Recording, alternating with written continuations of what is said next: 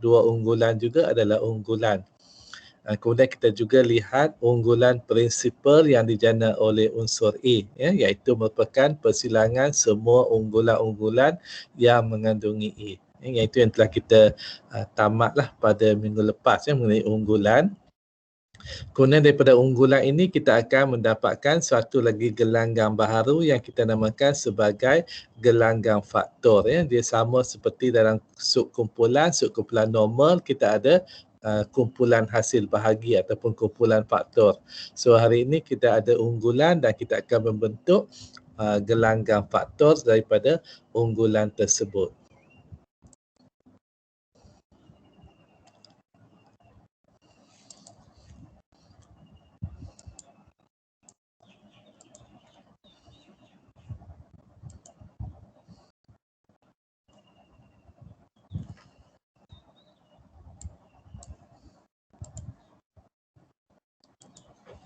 Okey, jadi andaikan kita ada suatu gelanggang R dan I adalah unggulan bagi R, maka yang pertama sekali kita dah lihat, ya, yang unggulan itu adalah suatu subgelanggang. Dan kalau kita strikkan kepada hasil tambah sahaja, R tambah itu kumpulan R bilan, jadi I akan menjadi subkumpulan, ya, di bawah kumpulan R bilan R dengan operasi tambah.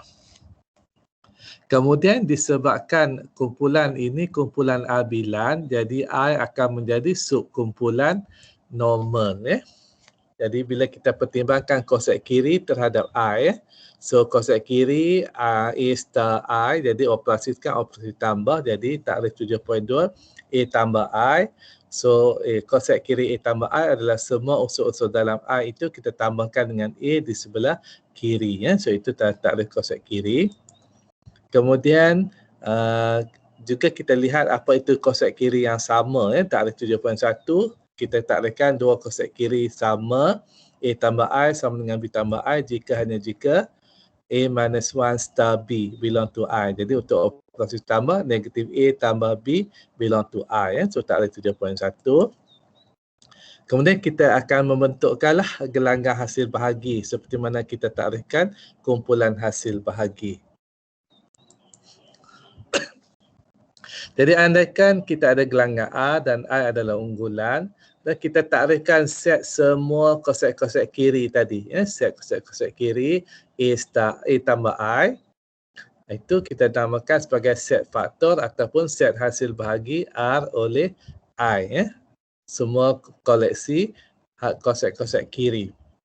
Jadi apabila kita nak membentuk suatu gelanggang, dalam gelanggang kita ada dua operasi, ya, operasi tambah dan operasi darab. Jadi kita kena takrifkanlah apakah itu operasi tambah dan operasi darab dalam gelanggang hasil bahagi ini, ya. Jadi kita takrifkan hasil tambah dua konsep kiri ini, A tambah I, kita tambahkan dengan B tambah I, itu kita takrifkan sebagai konsep kiri A tambah B tambah I. So ini juga adalah suatu konsep kiri, ya.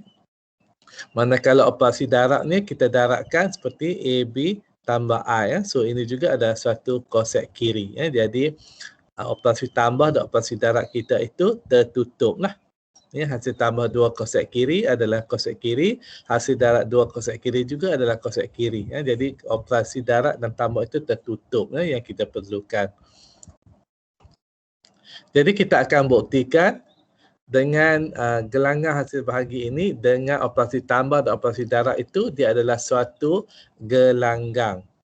Jadi untuk tunjukkan suatu gelanggang kita kena recall balik takrif 14.1, ya. Takrif gelanggang, operasi tambah mestilah kumpulan bilan, kemudian operasi darab mestilah kali sekutuan, tertutup dan penuhi hukum taburan, ya. Jadi kita kena buktikanlah kesemua sifat-sifat tersebut. So yang pertama kita kena buktikan set hasil bahagi ini R over I itu dengan operasi tambah mestilah kumpulan R bilan, ya. Itu yang pertama. Tapi kita tahu yang R tambah tu kumpulan R bilan, ya, daripada asal gelanggang kumpulan R bilan, jadi I akan jadi subkumpulan normal, ya. Kerana kita tahu kalau subkumpulan yang kumpulan tersebut R bilan, kalau tukar tertib dia mesti subkumpulan normal, ya. Okey, jadi kita boleh simpulkan daripada teorem 9.1, set hasil bahagi ini adalah suatu kumpulan bilan. Okey. So kita ada buktian sifat yang pertama, iaitu gelanggang ini dengan hasil tambah kumpulan bilan. Kemudian untuk operasi darab, kita mesti tunjukkan operasi darab itu tertutup dan juga kali seketuan. Disebabkan kita menggunakan kelas kesetaraan koset, jadi kita kena tunjukkan dahulu operasi darab yang kita takrifkan itu mestilah tertakrif rapi. Apa maksud dia?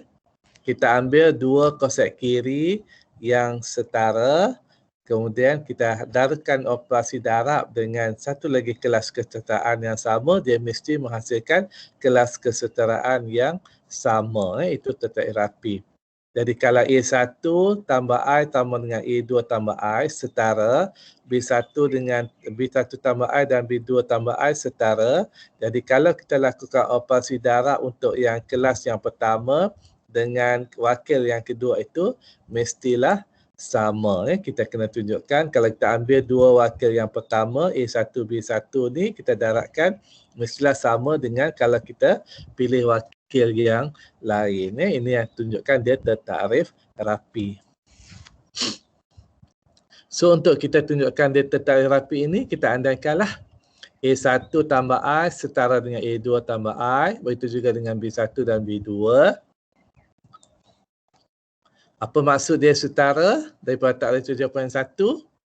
Dua konsep kiri setara jika rangsangan dia tambahkan dengan A2 bilang tu I. Itu takrif 7.1. Takrif 7.1 tu kita guna operasi star. Operasi star A1 minus 1 star A2. Jadi sekarang operasi tambah, jadi minus 1 itu adalah negatif. Kita nak tunjukkan yang last kali A tambah I darabkan dengan B1 tambah I sama dengan A2 tambah I darab B2 tambah I. Yang ini kita tunjukkan. Kita ada dua ni, nak tunjukkan hasil operasi dia mestilah setara. Jadi bagaimana kita nak mulakan? Kita ada dua ni dan kita ada maksud dia apa dia? Kita nak buktikan yang ini. So kita tak boleh teruskan dari sini ya. Kita lihat dahulu kesimpulan yang kita nak buktikan. Apa maksud A1 tambah I darab B1 tambah I? Kita ada takrifkan ni, jadi kita boleh lihat dahulu takrif ni. Takrif dia adalah A1 darab B1 I tambah I, A2 tambah B2 tambah I. Takrif 17.3 lah kita takrifkan. Apa maksud ni? Hasil darab ni adalah A1 tambah BI tambah I sama dengan A2 darab B2 tambah I. Okey, macam mana nak sambungkan daripada sini ke sini pun kita masih belum nampak lagi cara dia. So kita lihat kat sini dulu. Apa maksud dua konsep kiri ni sama? Takrif 7.1 sekali lagi ya. Apa maksud dia? Ini konsep kiri, dua konsep kiri yang sama jika negatif ni tambahkan dengan yang ini belong to I ya. Itu maksud dia lah. Negatif A1 B1 tambah A2 B2 belong to I ya. Takrif 7.1 daripada sini dari sini. Okey, kita nak tunjukkan yang ini negatif A1 B1 tambah A2 B2 belong to I. Yang kita ada yang ini saja, dua ni yang kita ada. Jadi macam mana kita nak kaitkan ini kepada yang ini ya. Okey, jadi kita nak tunjukkan, ini yang kita nak tunjukkan, negatif A1 B1 tambah A2 B2 belong to I. So kita mulakanlah yang ini ya. Kita mulakan yang ini. Negatif A1 B1 tambah A2 B2. Kita boleh tulis dia sebagai inilah ya. Kita tambahkan dengan pasangan negatif dia ya. Jadi kita tambahkan A1 B2 tambahkan dengan negatif A1 B2 ya. Kita tambahkan kat sini.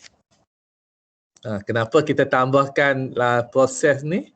Sebab kita nak applykan inilah yang maksud yang kita ada ni A1 tambah A2. Jadi kat sini kita boleh gunakan hukum taburan ya, untuk dapatkan bentuk yang kita ada di sini. Ya. Jadi kat sini A1, B1, A1, B2. So kita boleh buatkan hukum taburan kat sini. Dan kat sini kita ada B2, B2. So kita boleh buat hukum taburan juga dekat sini. Ya. Okey, jadi kita boleh tuliskan sebagai A1 negatif B1 tambah B2. Dan kat sini kita boleh taburkan B2. Ya. So B2 kat sinilah. Okey, sekarang kita nampaklah kat sini ya. Negatif B1 tambah B2. Negatif B1 tambah B2 belong to I. So yang ini ni belong to I. Itu belong to I. So sama juga dengan negatif A1 tambah A2. Belong to I. Kemudian kita tahu takrif unggulan. Kalau kita darabkan unsur unggulan dengan mana-mana unsur dalam gelanggang akan berada dalam I, daripada teorem. Teorem yang kita lihat minggu lepas lah. Okey, jadi hasil darab takrif 17.1 lah. Hasil darab 2 ni juga mesti berada dalam I. So sama juga yang ini, belong to I. Kemudian kita tahu hasil tambah 2 unsur dalam unggulan juga berada dalam I. Jadi keseluruhan ni belong to I, yang ni pun belong to I, hasil tambah kedua-duanya pun berada dalam I. Okey. Jadi kita dah buktikanlah yang negatif A1B1 tambah A2B2 belong to I. Kesemua ni berada dalam I. So terbuktilah bahawa operasi darab yang kita takrifkan itu tertakrif rapi.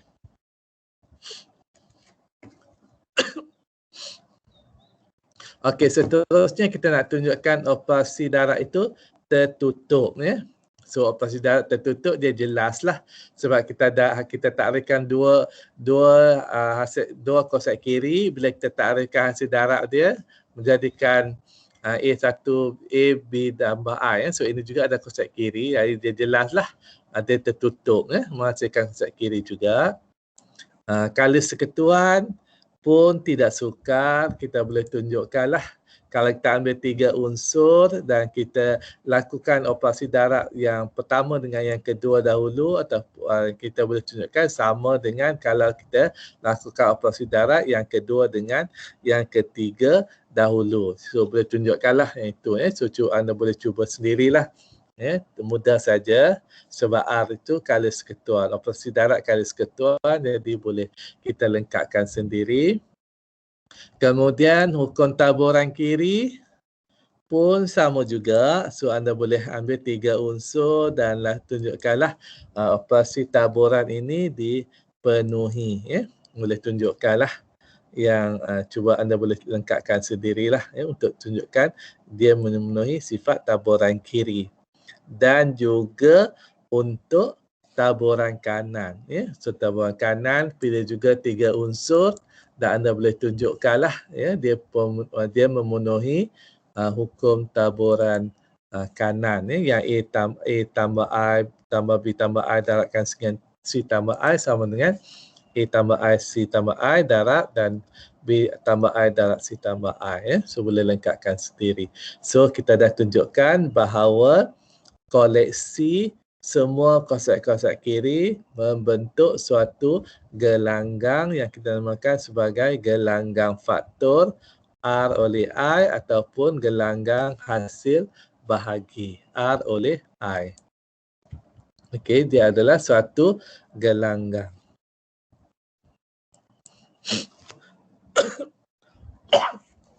Okey, so cuba kita lihat beberapa contoh.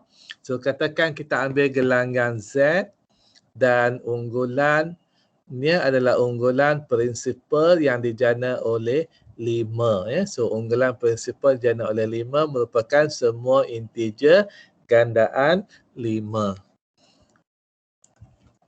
Okey, kalau kita lihat gelanggang Z itu unsur-unsur dalam Z lah, semua integer. So apakah itu unggulan prinsipal yang dijana oleh 5?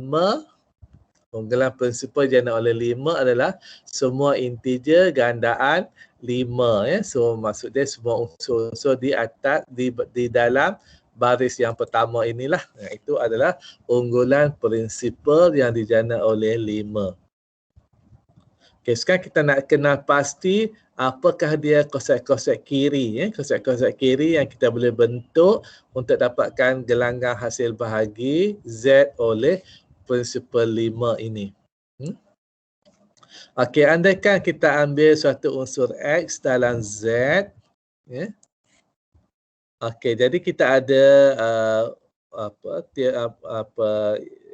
algoritma Euclidean untuk sebarang X dengan unsur 5 tu kita boleh tuliskan sebagai X sama dengan 5Q tambah R untuk suatu Q dan R maksudnya kita boleh bahagikan X bahagi 5 X bahagi 5, so kita akan dapat bahagi 5, kita akan dapat baki R lah so kita akan dapat 5 kali something tambahkan dengan baki akan dapat X algoritma Euclidean, dan baki tu mestilah kurang daripada 5 bila kita nak bahagikan dengan 5, baki dia adalah sama ada sifar, tak ada baki ataupun sampailah kepada 4 sahaja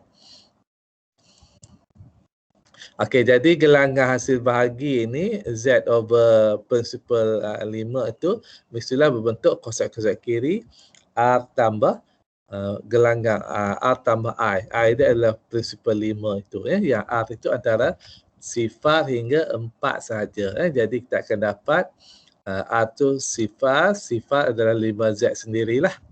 Sifar tambah unggulan 5 sama dengan unggulan 5 itu sendiri So yang inilah yang pertama.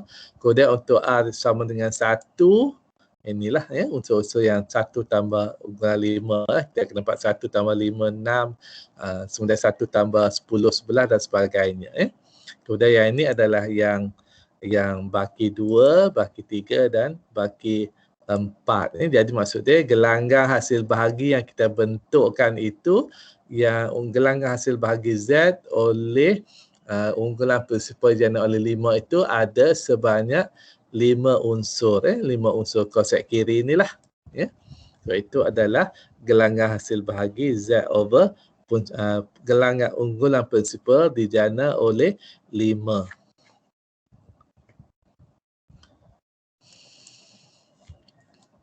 Okay, kemudian kita lihat contoh yang kedua, gelanggang matriks 2 kali 2 pemasukan nyata, itu gelanggang dia. Dan unggulan dia adalah matriks 2 kali 2 pemasukan genap. 2Z adalah nombor-nombor genap. So ini nombor-nombor genap. Gelanggang pemasukan integer, unggulan pemasukan matriks 2 kali 2 pemasukan dia nombor-nombor genap.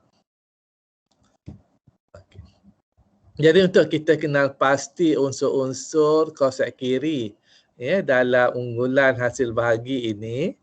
Jadi kita lihat dua konsep kiri lah. Kita ambil dua konsep kiri. Konsep kiri dia unsur dia adalah matrik 2 kali 2. So A tambah I. So I dia adalah M2 to Z ni.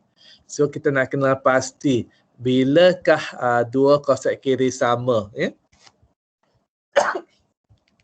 Okey, terus daripada takrif 7.1, dua konsep kiri sama jika negatif ini tambahkan dengan ini berada dalam I. So negatif ini tambahkan ini berada dalam M2 to Z. Ini maksud dia lah, maksud dua konsep kiri sama. Kemudian apa kita boleh buat lagi? Kat sini kita ada dua matriks 2 kali 2. So ini tambah. So kita boleh tambahkan dua matriks ni. Okey, jadi maksud dia apa? Ini adalah maksud dia apa? Dia set ini matriks ini akan berada dalam matriks genap ini, matriks 2 kali 2 pemasukan genap itu bila A11 tambah B11 nombor genap A12 tambah B12 genap, A21 tambah B21 genap, dan A22 tambah negatif A22 tambah B2 juga mesti genap Jadi untuk jadikan genap kedua-dua pasangan ini kalau A ni genap, A11 genap, B11 pun mesti genap ya. Kalau tidak tak dapatlah nombor genap ya, sebab kita nakkan belong to 2Z ya. Jadi jika AIJ genap maka BIJ mesti genap. Manakala jika AIJ ganjil, BIJ pun mesti ganjil. Jadi untuk dua konsep kiri ni sama, setiap pemasukan tu mesti sepadan, sama mesti sepadan lah ya. Maksud dia kedua-duanya mesti sama ada genap ataupun kedua-duanya mesti ganjil ya. Okey, jadi contoh dia dua matriks ni adalah setara ya, sebab setiap pasangan dia 6 dengan 2, 6 negatif 2 genap, negatif 3 negatif 1 ganjil, 5 dan negatif 3 ganjil dan negatif 2 8 genap. Setiap pasangan yang sepadan sama ada kedua-duanya genap atau kedua-duanya ganjil. Jadi dia setara. Manakala dua konsep kiri ini tidak setara ya, kerana 6 dan 1 tu satu genap satu ganjil ya, tidak setara. Jadi kita boleh kenal pasti konsep-konsep kiri yang sama dalam gelanggang hasil bahagi M2Z over M22Z ini adalah jika pemasukan dia sepadan ya, sama ada kedua-duanya genap ataupun kedua-duanya ganjil. Okay, kita lihat contoh yang ketiga, gelanggang polinomial pemasukan nyata dan unggulannya adalah unggulan prinsipal yang dijana oleh X kuasa 2 tambah 3. Unggulan ni prinsipal dia dijana oleh polinomial X kuasa 2 tambah 3. Okay, sekarang kita nak kenal pasti konsep-konsep kiri yang kita boleh dapatkan daripada polinomial Rx ini. So andaikan Fx belong to Rx. Okey, jadi kita akan gunakan sekali lagi algoritma pembahagian macam yang tadi yang kita buat tadi dengan 5 tadi, Z dengan 5 tadi. So kita akan bahagikan F2 dengan polinomial X kuasa 2 tambah 3 Bagikanlah Fx tambahkan. Macam tadi kita buatlah yang kita ambil X, kita nak bagikan dengan 5 tadi. So sekarang Fx nak bagikan dengan X kuasa 2 tambah 3. So X kuasa 2 kali berapa? X kuasa 2 tambah 3 darab apa? Dapat Fx. So katakan darab Qx. So katakan X kuasa 2 tambah 3 darab Qx. So kita darabkan, kemudian kita akan tolakkanlah yang ini kita akan tolakkan dengan yang ini dan kita akan dapat baki dia So kita akan lakukan operasi tolak dan kita akan dapatkan baki Rx Okey. Kemudian apakah bentuk baki? Baki ini dia mestilah kurang, darjah dia mestilah kurang daripada X kuasa 2 tambah 3 So darjah X kuasa 3 ni adalah kuasa 2, darjah dia 2. Jadi R ini darjah dia mestilah sama ada sifar ataupun 1 Okey, jadi kita boleh tuliskan yang Fx sama dengan X kuasa 2 tambah 3 darab Qx tambahkan dengan baki dia. Dan baki ni darjah dia mestilah kurang daripada darjah X kuasa 2 tambah 3. Jadi darjah yang kurang sama ada sifar ataupun 1. Jadi Rx sama ada darjah dia sifar kalau sama dengan A saja ataupun darjah 1 sama dengan tambah Bx. Jadi ini adalah Rx dia. Okey, jadi kita ada simpulkanlah gelanggang hasil bahagi Rx over unggulan prinsipal dijana oleh X kuasa 2 tambah 3 itu konsep-konsep kiri dia berbentuk A tambah Bx tambah X unggulan prinsipal dijana oleh X kuasa 2 tambah 3 So AB adalah nombor nyata lah, sebarang nombor nyata A, B untuk sebarang nombor nyata AB. So maksud dia konsep kiri ni tak terhinggalah banyaknya. Okey.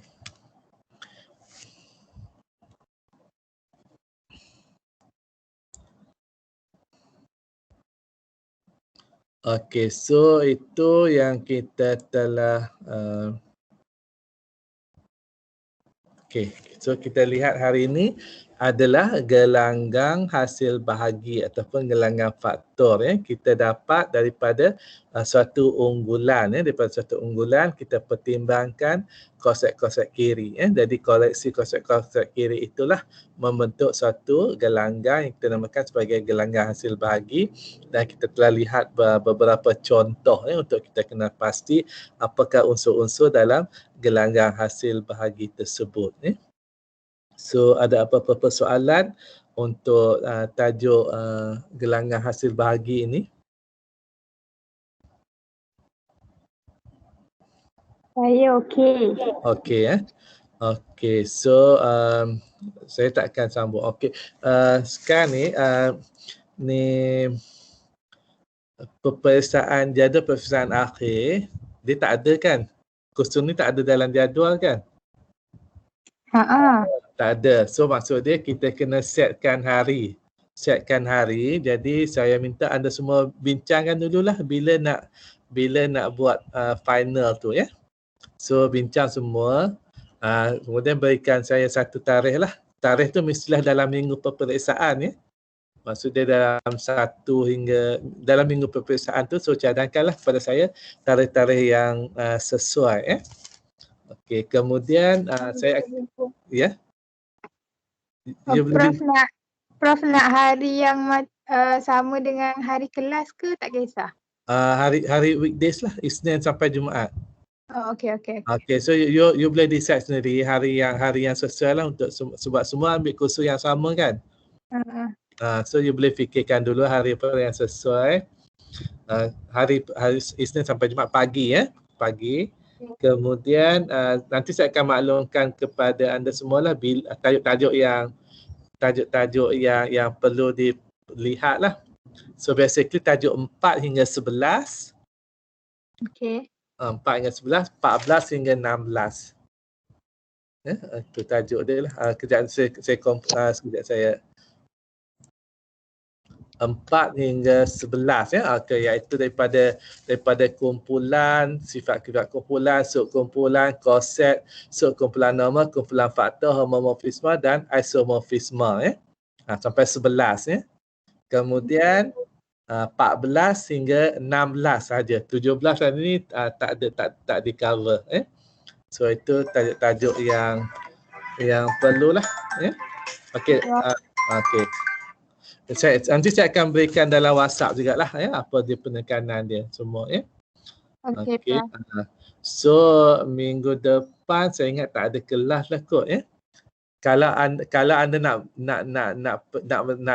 tengok tajuk 18 ataupun tajuk 12 yang kita belum tengok tu terpulang pada anda lah Kalau nak tahu lebih detail lagi boleh baca sendirilah Okey. Jadi minggu depan kita tak ada. Kemudian nanti saya kemungkinan saya akan downloadkan solution untuk yang tugasan yang saya belum tunjukkan lagi tu saya akan downloadkan minggu depan lah Okey.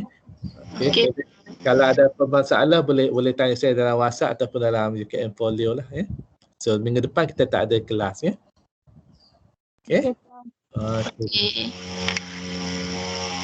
So nanti maklum kepada saya tarikh ni dalam WhatsApp Okey. So kita jumpa nantilah nak exam nanti. Terima kasih Prof. Terima kasih Prof. Okey. Prof. Okey.